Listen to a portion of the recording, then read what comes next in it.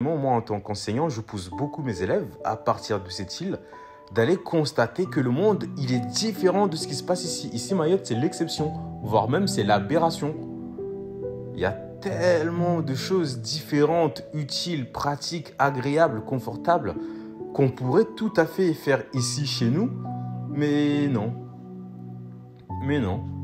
Mais faire de la politique pour faire carrière, pour ne vivre que de la politique et de l'argent politique, non, non et non, définitivement non. Ici, malheureusement, on a des gens qui n'ont pour seul projet dans leur vision de leur mandat politique, c'est d'avoir accès aux bourses et de se gaver. Pourquoi? Pourquoi? Pourquoi? Est-ce qu'on ne mérite pas mieux que ça? Est-ce que notre île ne mérite pas mieux que ça? Alors moi, qu'on bouffe l'argent public, moi, je ne rêve que de ça. Moi-même, je suis en train de mobiliser des fonds de plus en plus élevés d'argent public.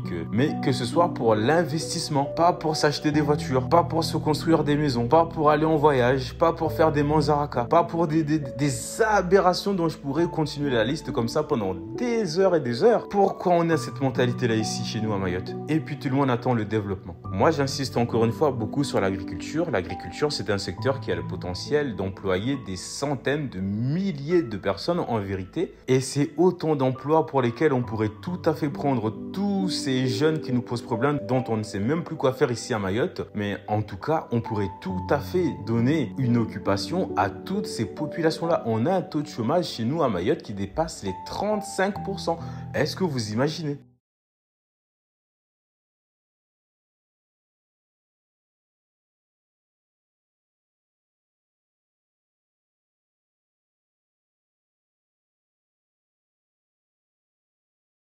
Bonjour à tous, bonjour ou bonsoir et bienvenue dans cette nouvelle vidéo.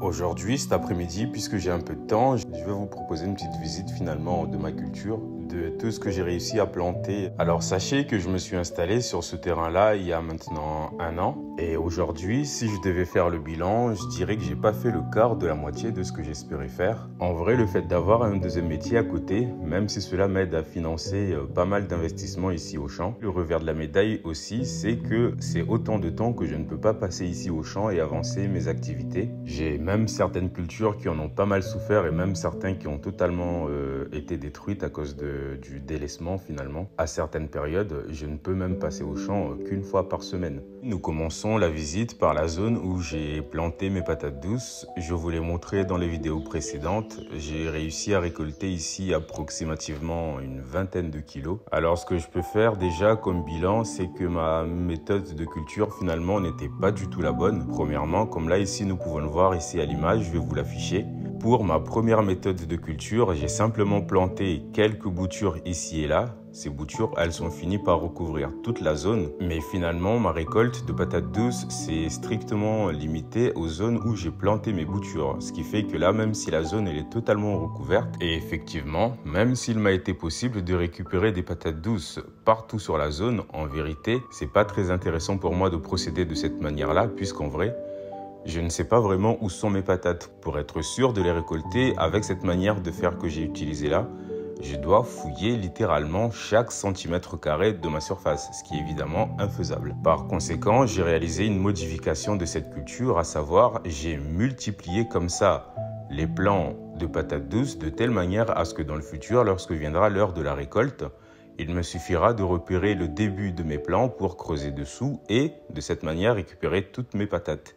On avance un tout petit peu. Ici, j'ai planté une ligne de taro. Alors, je n'ai pas compté le nombre de plants qu'il y a ici, mais on peut estimer à peut-être 500 plants là qui sont ici, qui ont été plantés ici et là. Alors, le taro, c'est une culture qui est assez particulière et ça, ce que vous voyez là à l'image, je ne l'ai pas planté dans le but de le récolter et puis de le vendre. En tout cas, c'est pas le premier but. Le premier but étant de multiplier la culture, puisque là, entre le nombre de plants qui est observable aujourd'hui sur le champ et ce que j'ai planté, le nombre il a été multiplié facilement par 5 je dirais. Et cela va me permettre, lorsque je vais vraiment vouloir me lancer à fond dans cette culture, d'avoir beaucoup de matériaux disponibles qui va me permettre donc cette multiplication de la culture. Et puis on avance encore un tout petit peu et on arrive ici aux ananas. Alors là, les ananas que j'ai plantés ici, ils ont été totalement colonisés par les patates douces. Comme vous le voyez à l'image, les lianes de patates douces, elles ont cette habitude-là de toujours rechercher à s'étaler le plus possible.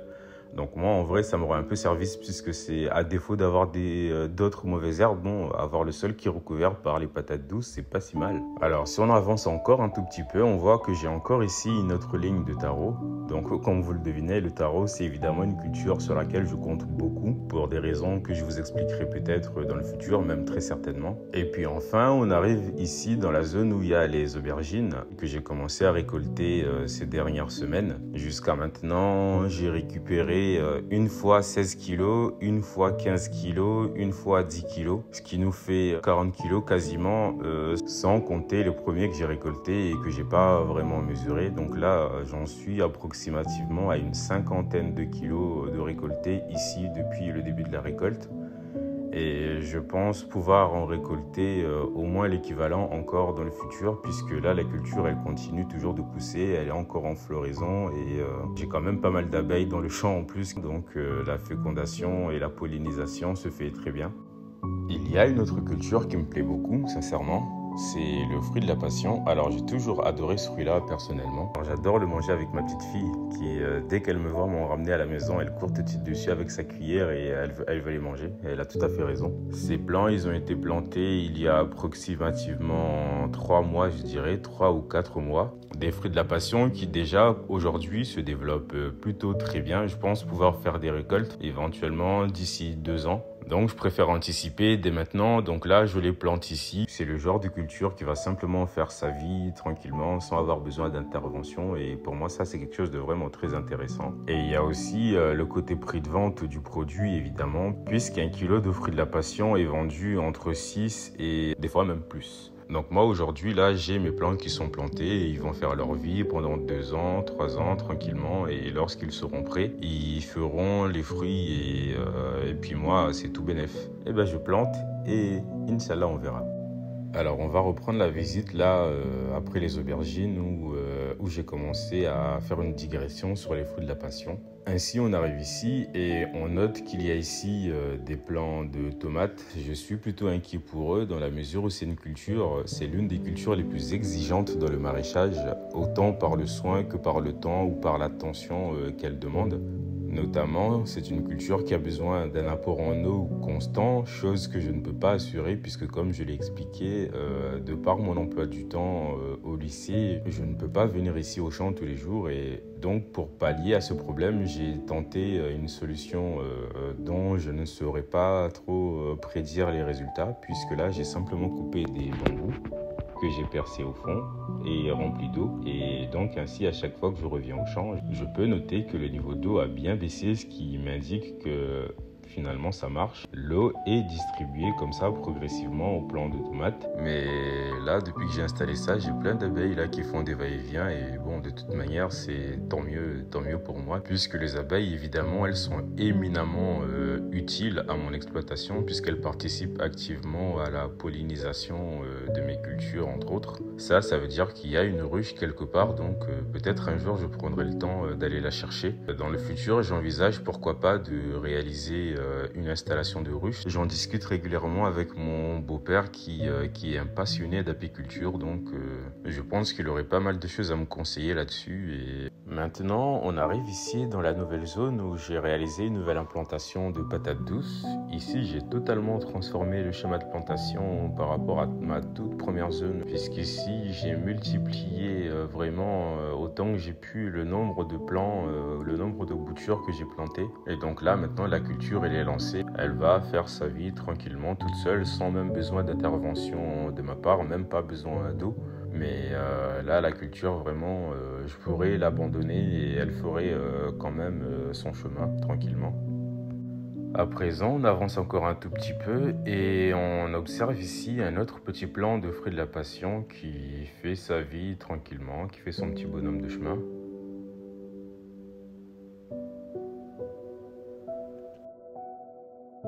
enfin, on arrive ici dans ma zone que j'ai commencé à investir finalement, puisqu'ici on est en tout début de culture. Et ici on a des pastèques que j'ai plantées ici. On a à peu près une vingtaine de plants ici autour de nous, répartis sur peut-être une zone de 30 ou 40 mètres carrés. Boom! Here we have Spider-Man. Hello, Spider-Man, how are you? Or maybe are you Spider-Woman? Question is, how do I know if she's a woman or if he's a man? How do you know if a spider is a male or female? How do you know that? Alors évidemment, le focus de l'iPhone, le meilleur du monde évidemment, incapable de faire la mise au point sur l'araignée, donc malheureusement. We'll never know if this was a man or if that was a woman. And that's so sad. So sad. It's a so sad story. Anyway, never mind. Alors ici, on arrive dans la dernière zone que j'ai investie. Là, on a des ananas qui sont partout ici dans la zone. Les mauvaises herbes ici, vous avez à peine le temps de cligner des yeux qu'elles ont déjà envahi la zone. Donc, il faut vraiment faire attention par rapport à ça. Bon, ici, on arrive enfin de la dernière zone de cette vidéo, là où j'ai planté ma vanille. Alors ici, j'ai eu fort à faire ces dernières semaines pour la dégager. La végétation, elle avait totalement recouvert la vanille. Donc là, à présent, le nettoyage, il a été fait. Et comme vous le constatez, les vanilles poussent très bien.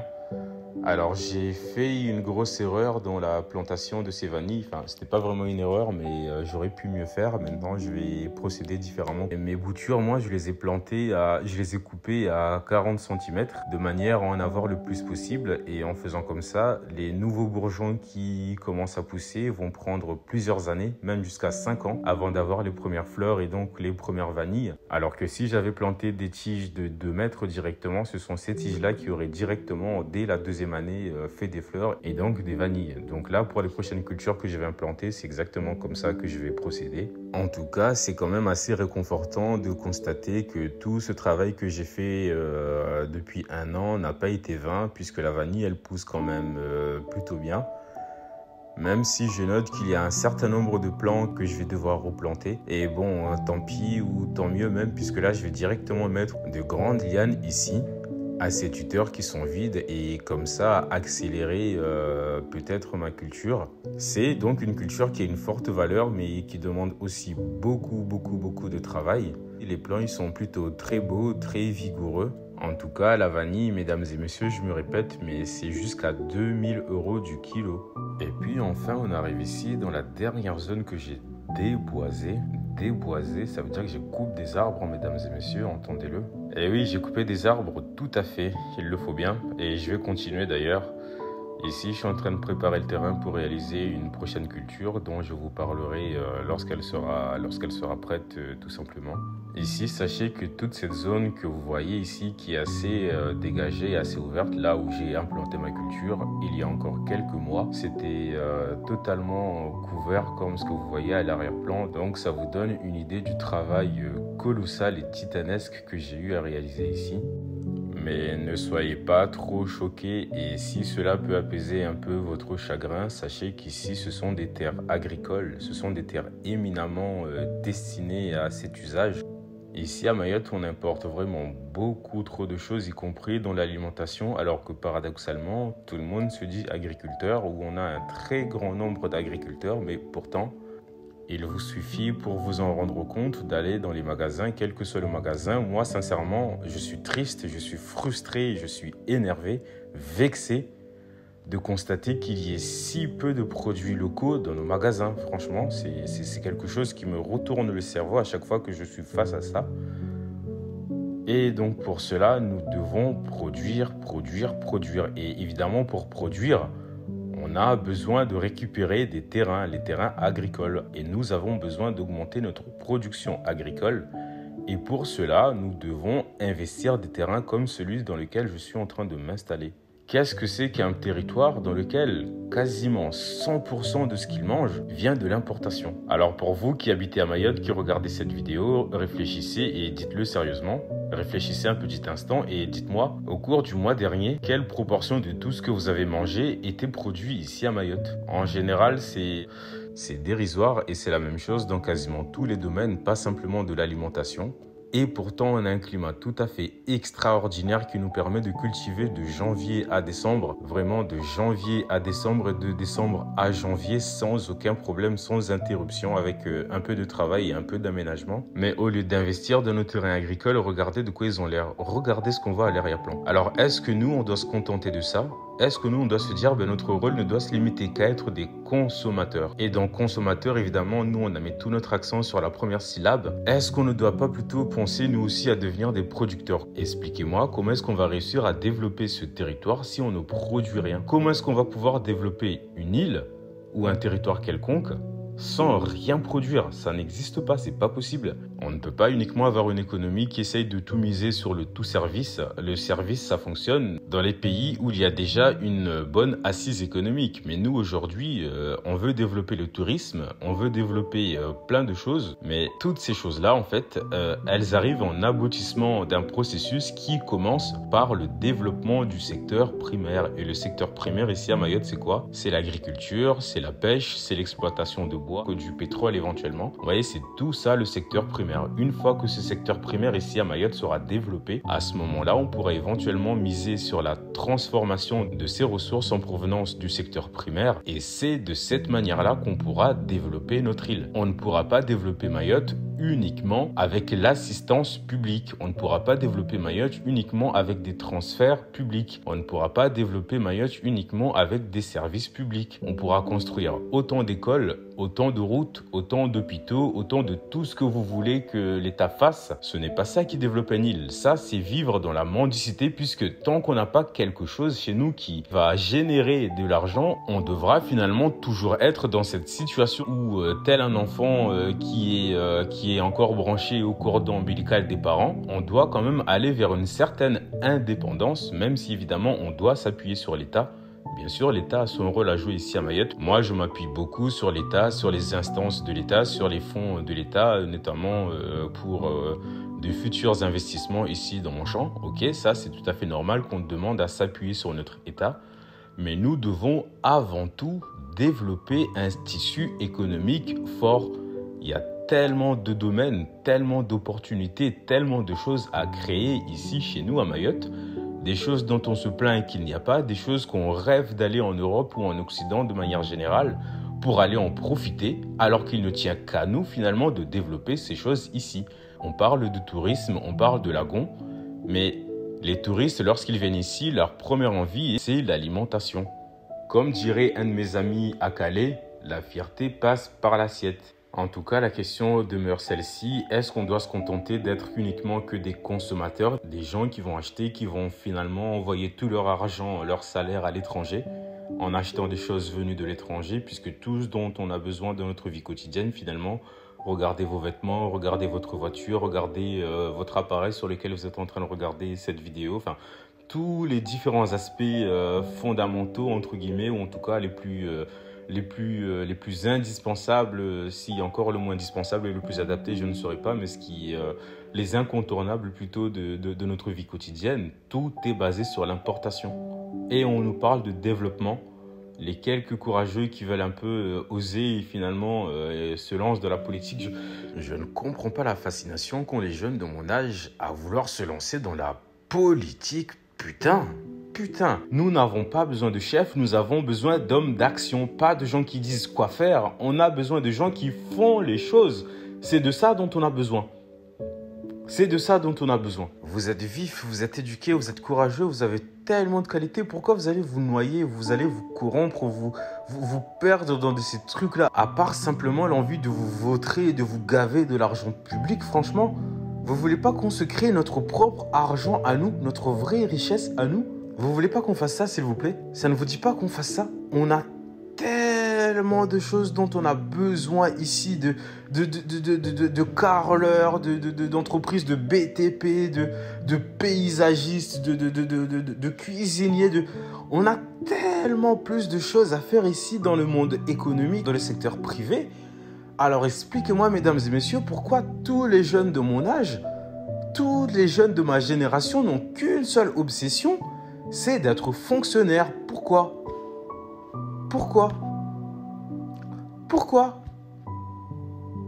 Et quand je dis fonctionnaire, c'est même pas fonctionnaire de l'État avec, entre guillemets, une attente de résultat. C'est plutôt être élu dans des... Bon, je vais fermer ici la parenthèse. J'ai pas envie de me fâcher avec... Bon, bref.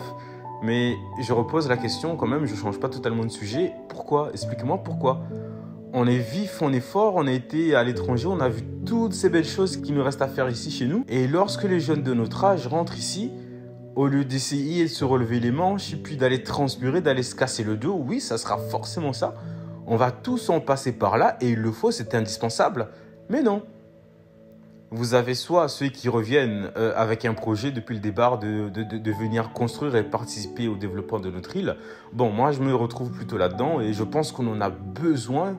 On a besoin de jeunes qui fassent cela, qui partent à l'étranger. Vraiment, moi, en tant qu'enseignant, je pousse beaucoup mes élèves à partir de cette île, d'aller constater que le monde, il est différent de ce qui se passe ici. Ici, Mayotte, c'est l'exception, voire même c'est l'aberration.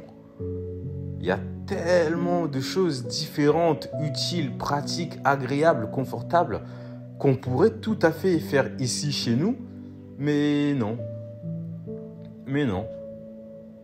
Et les jeunes qui partent à l'étranger, donc j'encourage beaucoup mes élèves à partir à l'étranger et aller se rendre compte que le monde, c'est autre chose que ce qui se passe ici à Mayotte et de revenir ici avec plein d'idées, plein de solutions, plein d'innovations éventuellement. Mais non, il y a un paquet des jeunes qui rentrent ici et puis qui vont dans le fonctionnariat et puis qui... Voyons, Bastaline. Bastaline, moi. Hein? Enfin, faire de la politique, oui. Moi, j'adorerais faire de la politique et à un moment, je ferai de la politique, je pense, à un moment ou à un autre. En tout cas, c'est une de mes intentions ou de mes envies. Mais faire de la politique pour faire carrière, pour ne vivre que de la politique et de l'argent politique, non. Non et non. Définitivement non. Ici, malheureusement, on a des gens qui n'ont pour seul projet dans leur vision de leur mandat politique, c'est d'avoir accès aux bourses et de se gaver. Pourquoi? Pourquoi? Pourquoi? Est-ce qu'on ne mérite pas mieux que ça? Est-ce que notre île ne mérite pas mieux que ça?